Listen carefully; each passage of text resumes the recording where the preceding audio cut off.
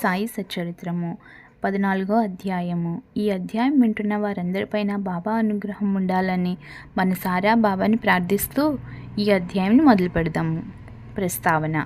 గత అధ్యాయంలో బాబా యొక్క వాక్కు ఆశీర్వాదములచే అనేకమైన అసాధ్య రోగములు ఎట్లు నయమయ్యేనో వర్ణించితిమి. ఈ అధ్యాయంలో రతన్జీ వాడియా అను వానిని బాబా ఆశీర్వదించి సంతానం నెట్లు కలుగజేసినో వర్ణించదము. ఈ యోగీశ్వరుని జీవితము లోపల వెలుపల కూడా సహజంగా అత్యంత మధురముగా నుండును. వారు నడిచినా, భుజించినా, మాట్లాడినా, ఏ పని చేసినాను అన్నీయు మధురముగా నుండును. వారి జీవితము మూర్తి భవించిన ఆనందము. శ్రీ సాయి తమ భక్తులను జ్ఞప్తి ఎందుంచుకొని నిమిత్తము వానిని చెప్పిరి. భక్తులు చేయవలసిన పనులను అనేక కథల రూపముగా బోధించిరి. క్రమంగా నవి అసలైన మతమునకు మార్గమును చూపును. ప్రపంచంలోని జనులందరూ హాయిగా నుండవలెనని బాబా ఉద్దేశము. కానీ వారు జాగ్రత్తగా నుండి జీవితాశయము అనగా ఆత్మసాక్షాత్కారమును సంపాదించవలెనని వారి ఉద్దేశము. గత జన్మల పుణ్యము కొలదు మనకు మానవ జన్మ లభించినది. కాబట్టి దాని సహాయంతో భక్తిని అవలంబించి దానివల్ల జన్మరాహిత్యమును పొందవలెను. కనుక మనం ఎప్పుడునూ బద్దకించరాదు. ఎల్లప్పుడూ జాగ్రత్తగా నుండి జీవితాశయమును దాని ముఖ్యోద్దేశమునైన మోక్షమును సంపాదించవలెను. ప్రతినిత్యము సాయి లీలలు వినినచో నీవు శ్రీ సాయిని చూడగలవు. నీ మనసున వారిని రాత్రింబగళ్ళు జ్ఞప్తి ఎందుంచుకొనుము. ఈ ప్రకారంగా శ్రీ సాయిని అవగాహనం చేసుకొనవచ్చు. నీ మనసులోని చాంచల్యమంతయు పోవును. ఇటులే కొనసాగిన ఎడల తుదకు శుద్ధ చైతన్యమునందు కలిసిపోదువు. నాందేడ్ పట్టణ నివాసియగు రతన్జీ. ఇక ఈ అధ్యాయపు ముఖ్య కథను ప్రారంభించదము. నైజాం ఇలాకాలోని నాందేడ్లో పార్సీ వర్తకుడు ఒకడుండెను. అతని పేరు రతన్జీ షాపూర్జీ వాడియా. అతడు చాలా ధనమును ఆర్జించెను. పొలములు, తోటలు సంపాదించెను. పశువులు, బండ్లు, గుర్రములు మొదలగు ఐశ్వర్యంతో తులతూగుచుండెను. బయటకు చూచుటకు చాలా సంతోషంతో గాన్పించెడివాడు. కానీ లోపల వాస్తవముగా నట్లుండెడివాడు కాడు. ఈ లోకమునందు పూర్తి సుఖముగా నున్న వారొక్కరూ లేరు. ధనికుడగు రతన్జీ కూడా ఏదో చింతతో నుండెను. అతడు ఔదార్యం గలవాడు, దానధర్మములు చేయువాడు, బీదలకు అన్నదానము, వస్త్రదానము చేయుచుండువాడు, అందరికీ అన్ని విధముల సహాయం చేయుచుండువాడు. చూచిన వారందరూ అతడు మంచివాడు, సంతోషముగా నున్నాడని అనుకొనిరి. కానీ రతన్జీ చాలా కాలం వరకు సంతానం లేకపోవటచే నిరుత్సాహి అయి ఉండెను. భక్తి లేని హరికథ వలె, వరుసలేని సంగీతం వలె, జంధ్యం లేని బ్రాహ్మణుని వలె, ప్రపంచ జ్ఞానం లేని శాస్త్రవేత్త వలె, పశ్చాత్తాపం లేని యాత్ర వలె, కంఠాభరణం లేని అలంకారం వలె రతన్జీ జీవితము పుత్ర సంతానం లేక నిష్ప్రయోజముగాను కళావిహీనముగాను ఉండెను. రతన్జీ ఎల్లప్పుడూ ఈ విషయమును గూర్చియే చింతించుచుండెను. రతన్జీ తనలో తాను ఇట్లా అనుకొనెను: భగవంతుడనెన్నడైనా సంతృష్టి చెంది పుత్ర సంతానం కలుగచేయుడా? మనసునందలి ఈ చింతతో అతడు ఆహారమందు రుచి కోల్పోయాను. రాత్రింబౌళ్ళు తనకు పుత్ర సంతానం కలుగునా లేదా అను ఆతురతతో నుండువాడు. దాసగణు మహారాజునందు గొప్ప గౌరవం కలిగి ఉండేవాడు. ఒకనాడు దాసగణు మహారాజును కలిసి ఆయనతో తన మనసులోని కోరికను చెప్పెను. దాసగణు అతనికి షిరిడీకి వెళ్ళమని సలహా ఇచ్చాను. బాబాను దర్శించుమనెను. బాబా ఆశీర్వాదం పొందుమనెను. సంతానం కొరకు వేడుకొనుమనెను. రతన్జీ దీనికి సమ్మతించెను. షిరిడీకి వెళ్ళుట నిశ్చయించెను. కొన్ని దినముల తర్వాత షిరిడీకి వెళ్ళెను. బాబా దర్శనం చేసెను. బాబా పాదముల మీద పడెను. ఒక బుట్టలో చక్కని పూలమాలను తెచ్చి దాన్ని బాబా మెడలో వేసి ఒక గంపతో పండ్లను బాబాకు సమర్పించెను. మిక్కిలి వినయ విధేయతలతో బాబా దగ్గర కూర్చుండి ఇట్లు ప్రార్థించెను: కష్టదశలో ఉన్న వారిని అనేక మంది నీ దర్శనమునకు రాగా వారిని వెంటనే రక్షించి కాపాడెదవు. ఈ సంగతి విని నీ పాదములను ఆశ్రయించితిని కనుక దయ ఉంచి నాకు ఆశాభంగము కలుగచేయకము. బాబాకు 5 రూపాయల దక్షిణ ఇవ్వవలెనని రతన్జీ తన మనసులో తలచెను. బాబా అతనిని 5 రూపాయల దక్షిణ కోరి అతడు పైకం నిచ్చినంతలో తనకు 3:14 ఇంతకు పూర్వం ముట్టి ఉండెనని, కాన మిగిలిన 1 రూపాయి 2 పైస మాత్రమే ఇమ్మనెను. ఇది విని రతన్జీ మిగులు ఆశ్చర్యపడెను. బాబా ఆడిన మాటలను రతన్జీ గ్రహించుకొనలేకపోయాను. కానీ బాబా పాదముల వద్ద కూర్చుండి మిగతా దక్షిణ ఇచ్చెను. తాను వచ్చిన పని అంతయు బాబాకు విన్నవించి తనకు పుత్ర సంతానం కలుగు చేయమని వేడెను. బాబా మనసు కరిగెను. దిగులు పడకు, నీ కీడు రోజులు ముగిసినవి. అల్లా నీ మనసులోని కోరికను నెరవేర్చునని చెప్పెను. బాబా వద్ద సెలవు పుచ్చుకొని రతన్జీ నాందేడుకు వచ్చెను. దాసగణుకు షిరిడిలో జరిగిన వృత్తాంతం అంతయు తెలిపెను. అంతయు సవ్యముగా జరిగిననియు బాబా దర్శనము వారి ఆశీర్వాదము ప్రసాదము లభించినవనియు ఒక్కటి మాత్రము తనకు బోధపడని సంగతి కలది అనెను. తమకు అంతకు ముందే 3 రూపాయల 14 ముట్టినవని బాబా ఆడిన మాటలకు అర్థమేమని దాసగణుని అడిగాను. ఇంతకు మునుపు నేనెప్పుడూ షిరిడీకి వెళ్ళి ఉండలేదే, నా వల్ల బాబాకు 3 రూపాయల 14 ఎట్లు ముట్టెను? అది దాసగణుకు కూడా ఒక చిక్కు సమస్యగా తోచెను. దానిని గూర్చి కొంతసేపు ఆలోచించెను. కొంతకాలంన పిమ్మట అతనికి దాని వివరమంతయు తట్టెను. మౌలానా సాహెబ్ అను మహాత్ముని రతన్జీ అంతకు మునుపు సత్కరించిన విషయం జ్ఞాపకం వచ్చెను. నాందేడ్లో మౌలానా సాహెబ్ గూర్చి తెలియని వారు లేరు. వారు నెమ్మదైన యోగి. రతన్జీ షిరిడీకి పోవ నిశ్చయించగానే ఈ మౌలానా సాహెబ్ రతన్జీ ఇంటికి వచ్చెను. ఆనాటి ఖర్చు సరిగా 3 రూపాయల 14 అవుట చూచి అందరూ ఆశ్చర్యపడిరి. అందరికీ బాబా సర్వజ్ఞుడని స్పష్టపడినది. వారు షిరిడీలో నున్నప్పటికీ దూరంలో నేమి జరుగుచుండెనో వారికి తెలియచుండెను. లేనిచో మౌలానా సాహెబ్ ఇచ్చిన 3 రూపాయల 14 సంగతి బాబాకి ఎట్లు తెలియగలదు? వారిద్దరొక్కటే అని గ్రహించరి. దాసగను చెప్పిన సమాధానమునకు రతన్జీ సంతృష్టి చెందెను. అతనికి బాబా యందు స్థిరమైన నమ్మకం కలిగెను. భక్తి హెచ్చాయెను. కొద్ది కాలం పిమ్మట అతనికి పుత్ర సంతానం కలిగెను. ఆ దంపతుల ఆనందమునకు మితి లేకుండెను. కొన్నాళ్లకు వారికి 12 సంతానం కలిగిరి. కానీ 4 మాత్రం బ్రతికిరి. ఈ అధ్యాయమును చివరన హరివినాయక సాటే అనువాడు తన మొదటి భార్య కాలము చేసిన పిమ్మట రెండో వివాహం చేసుకొనినచో పుత్ర సంతానం కలుగునని బాబా ఆశీర్వదించిన కథ గలదు. అట్లే రెండో భార్య వచ్చిన పిమ్మట వారికి 2 కుమార్తెలు కలిగిరి. అతడు నిరుత్సాహము చెందెను. కానీ బాబా మాటలెన్నటికీ అసత్యములు కానేరవు. 3వసారి అతనికి కొడుకు పుట్టెను. ఇట్లు బాబా వాక్యం నిజమైనది. అంతనతడు మిక్కిలి సంతృష్టి చెందెను.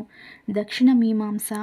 దక్షిణ గురించి క్లుప్తముగా చెప్పి ఈ అధ్యాయంను ముగించెదము. బాబా తమను చూచుటకు వెళ్ళిన వారి వద్ద నుండి దక్షిణ పుచ్చుకొనుట అందరికీ తెలిసిన సంగతే.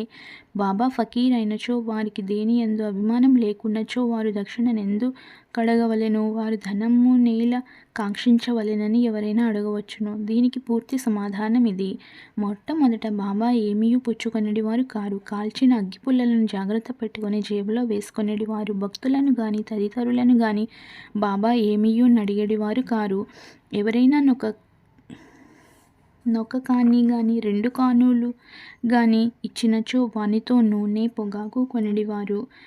బీడీ గాని చిలుము గాని పీల్చేవారు. రిక్త హస్తములతో యోగులను చూడరాదని కొందరు 1 గాని 2 గాని పైసలను బాబా ముందర పెట్టేవారు. ఒక్క కానీ ఇచ్చినచో బాబా జేబులో నుంచుకొనిడివారు. అర్ధణ అయినచో తిరిగి ఇచ్చడివారు. బాబా కీర్తి అన్ని దిశలకు వ్యాపించిన తరువాత అనేక మంది బాబా దర్శనమునకై గుంపులు గుంపులుగా రాజొచ్చిరి. అప్పుడు బాబా వారిని దక్షిణ అడుగుచుండెను. దేవుని పూజ యందు బంగారు నాణెము లేనిదే ఆ పూజ పూర్తి కాదు అని వేదము చెప్పుచున్నది. దేవుని పూజ యందు నాణెం అవసరమైనచో యోగుల పూజలో మాత్రమేలా ఉండరాదు? శాస్త్రములలో కూడా నేమని చెప్పబడినదో వినుడు. భగవంతుని, రాజును, యోగిని, గురుని దర్శించుటకు పోవునప్పుడు రిక్తహస్తములతో పోరాదు. నాణెము గాని డబ్బు గాని సమర్పించవలెను. ఈ విషయం గూర్చి ఉపనిషత్తులు ఏమని ఘోషించుచున్నవో చూచెదము. బృహదారణ్యకోపనిషత్తులో ప్రజాపతి దేవతలకు, మానవులకు, రాక్షసులకు ద ఎను నక్షరమును బోధించెను. ఈ అక్షరం వల్ల దేవతలు ధమమును అవలంబించవలెనని గ్రహించిరి. అనగా నాత్మను స్వాధీనమందుంచుకొనుట. మానవులు ఈ అక్షరమును దానముగా గ్రహించిరి. రాక్షసులు దీనిని దయ అని గ్రహించిరి. దీనిని బట్టి మానవులు దానము చేయవలెనను నియమమేర్పడెను.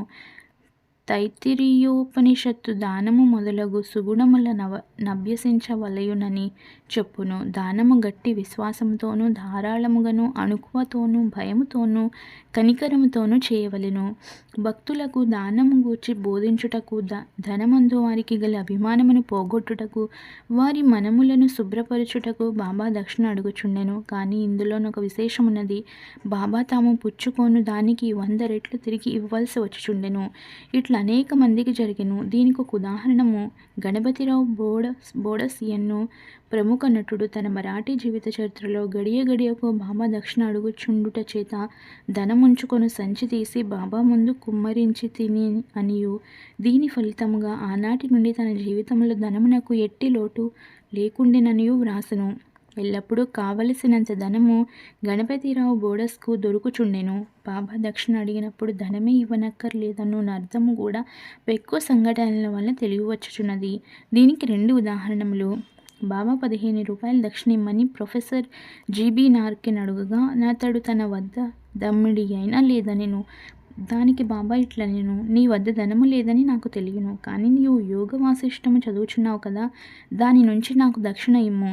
దక్షిణ అనగా నిచ్చట గ్రంథం నుంచి నేర్చుకున్న విషయములను జాగ్రత్తగా హృదయంలో దాచుకొనమని అర్థము. ఇంకొకసారి తర్కడ్ భార్యను 6 రూపాయలు దక్షిణ ఇమ్మని బాబా అడిగెను. తన వద్ద పైకం లేకుండటచే ఆమె మిగుల చిన్నబోయెను. అప్పుడు అక్కడనే ఉన్న ఆమె భర్త బాబా వాక్కులకు అర్థము చెప్పెను. తన 6 శత్రువులను కామ క్రోధ లోభాదులను తమకు పూర్తిగా సమర్పించవలెనని బాబా భావమని అతడు తన భార్యకు వివరించెను. దానికి బాబా పూర్తిగా సమ్మతించెను. బాబా దక్షిణ రూపముగా కావలసినంత ధనము వసూలు చేసినప్పటికీ దానినంతయు వారు ఆనాడే పంచిపెట్టుచుండిరి. ఆ మరుసటి ఉదయమునకు బాబా మామూలు పేద ఫకీరొగుచుండెను. 10 సంవత్సరముల కాలము వేల కొలది రూపాయలను దక్షిణ రూపముగా పుచ్చుకొనినను మహాసమాధి చెందునాటికి 7 రూపాయలు మాత్రమే వారి చెంత మిగిలెను. 1000 ఏళ్ల బాబా దక్షిణ పుచ్చుకొనుట భక్తులకు దానమును త్యాగమును నేర్పుట కొరకే. దక్షిణ గూర్చి ఇంకొకరి వర్ణన. బివి దేవ్ టానా నివాసి, ఉద్యోగ విరమణ చెందిన మమల్తదారు బాబా భక్తుడు. దక్షిణ గూర్చి ఆయన శ్రీ సాయిలీలా మాసిక పత్రికలో ఇట్లు వ్రాసియున్నారు. బాబా అందరినీ దక్షిణ అడుగువారు కారు. అడుగకుండా ఇచ్చినచో ఒక్కొక్కప్పుడు పుచ్చుకొనిడి వారు, ఇంకొకప్పుడు నిరాకరించువారు. బాబా కొంతమంది భక్తుల వద్ద దక్షిణ అడుగుచుండెను. బాబా అడిగినచో ఇచ్చేదమని వారి వద్ద బాబా దక్షిణ పుచ్చుకొనిడి వారు కారు. తమ ఇష్టమునకు వ్యతిరేకంగా ఎవరైనా దక్షిణ ఇచ్చినచో బాబా దానిని ముట్టేవారు కారు. ఎవరైనా దక్షిణ తమ ముందు ఉంచినచో దానిని తిరిగి తీసుకొని పొమ్మనుచుండిరి. బాబా అడిగేడు దక్షిణ పెద్ద మొత్తములు గాని చిన్న మొత్తములు గాని భక్తుల కోరికలు భావము వసతి బట్టి ఉండును. స్త్రీలు పిల్లల వద్ద కూడా బాబా దక్షిణ అడుగుచుండెను. వారు అందరూ ధనికులను గాని అందరూ బీదలను గాని దక్షిణ అడగలేదు. తాము అడిగినను దక్షిణ ఇయ్యని వారిపై బాబా కోపించి ఉండలేదు. ఎవరి ద్వారానైనా భక్తులు దక్షిణ పంపినచో తెచ్చిన వారు దానిని మరుచినప్పుడు వారికి దానిని గూర్చి జ్ఞప్తికి తెచ్చి ఆ దక్షిణను పుచ్చుకొనివారు. ఒక్కొక్కప్పుడు చెల్లించిన దక్షిణ నుంచి కొన్ని రూపాయలు తిరిగి ఇచ్చి పూజలో కొనమనడి వారు. దీనివలన భక్తునికి మిక్కిలి ప్రయోజనము కనిపించుచుండెను. అనుకున్న దానికంటే ఎక్కువ ఇచ్చినచో కావలసినంత దానిని ఉంచుకొని మిగతా దానిని తిరిగి ఇచ్చి వేయుచుండిరి. ఒక్కొక్కప్పుడు భక్తులను కొనిన దానికంటే ఎక్కువగా ఇవ్వమనుచుండువారు. లేదనినచో నెవరి వద్దనైనా బదులు పుచ్చుకొని గాని అడిగి తీసుకొని గాని ఇవ్వమనుచుండిరి. కొందరి వద్ద నుంచి ఒకే రోజు 3-4 సార్లు దక్షిణ కోరుచుండిరి. దక్షిణ రూపంగా వస్తులైన పైకం నుంచి బాబా కొంచెం మాత్రమే చిలుమునకు దుని కొరకు ఖర్చు పెట్టుచుండిరి. మిగతా దానినంతయు బీదలకు దానము చేయుచుండెడి వారు. 50 రూపాయలు మొదలు 1 రూపాయి వరకును ఒక్కొక్కరికి నిత్యము దానము చేయుచుండేవారు. షిరిడి సంస్థానంలోనున్న విలువైన వస్తువులన్నీ రాధాకృష్ణమాయి సలహాచే భక్తులు తెచ్చి ఇచ్చిరి. ఎవరైనా విలువైన వస్తువులు తెచ్చినచో బాబా వారిని తిట్టెడివారు. నానాసాహెబ్ చాందోర్కర్తో తన ఆస్తి అంతయు ఒక కౌపీనము, ఒక విడిగుడ్డ, ఒక కఫిని, ఒక తంబిరేలు గ్లాసు మాత్రమే అనియు అయినప్పటికీ భక్తుల అవసరమైన నిష్ప్రయోజనమైన విలువైన వస్తువులు తెచ్చుచున్నారని అనుచుండెడివారు. మన పారమార్థికమును ఆటంకములు 2 గలవు. మొదటిది స్త్రీ, రెండవది ధనము. షిరిడిలో బాబా ఈ 2 సంస్థలను నియమించి ఉన్నారు. అందొకటి దక్షిణ, రెండవది రాధాకృష్ణమాయి. తన భక్తులు ఈ రెండిటిని ఎంతవరకు విడిచిపెట్టారో పరీక్షించుటకై బాబా విధిని నియమించెను. భక్తులు రాగానే దక్షిణ అడిగి పుచ్చుకొని బడికి రాధాకృష్ణమాయి గృహమునకు పంపుచుండిరి. ఈ 2 పరీక్షలకు తట్టుకునచో అనగా కనకమందు కాంతయందు అభిమానం పోయినదని నిరూపించినప్పుడే బాబా దయ వలన ఆశీర్వాదము వలన వారి పారమార్థిక ప్రగతి శీఘ్రమగుట దృఢపడుచుండెను. భగవద్గీతలోను ఉపనిషత్తులలోను పవిత్రమైన స్థలమందు పవిత్రునికిచ్చిన దానము ఆ దాత యొక్క యోగక్షేమములకు అధికముగా తోడ్పడునని ఉన్నది. షిరిడీ కన్నా పవిత్ర స్థలమేది? అందున్న దైవము సాయిబాబా కన్నా మిన్న ఎవరు? 14వ అధ్యాయం సంపూర్ణము. సద్గురు శ్రీ సాయినాథార్పణమస్తు. శుభం భవతు. ప్రియమైన భక్తులారా, మనం రోజు పారాయణంతో పాటు షిరిడీ సాయిబాబా సూక్తులను కూడా తెలుసుకుంటున్నాం కదా. ఈరోజు బాబా చెప్పిన సూక్తి: దేవుడే మన తండ్రి యజమాని, ఆమెకు తేలికగాను తొందరగాను ఆరోగ్యము కలుగును. భయపడవద్దు, ఒకటి ఇచ్చి 10 రెట్లు లాభము పొందుము దాన ధర్మముల విషయములో అని చెప్పుచున్నారు. మై డియర్ ఫ్రెండ్స్, ఈ వీడియో కనుక మీకు నచ్చినట్లయితే ప్లీజ్ లైక్ చేయండి, షేర్ చేయండి, అలాగే సబ్స్క్రైబ్ చేసుకోండి. ప్లీజ్ సపోర్ట్ చేయండి. Thank you for watching this video.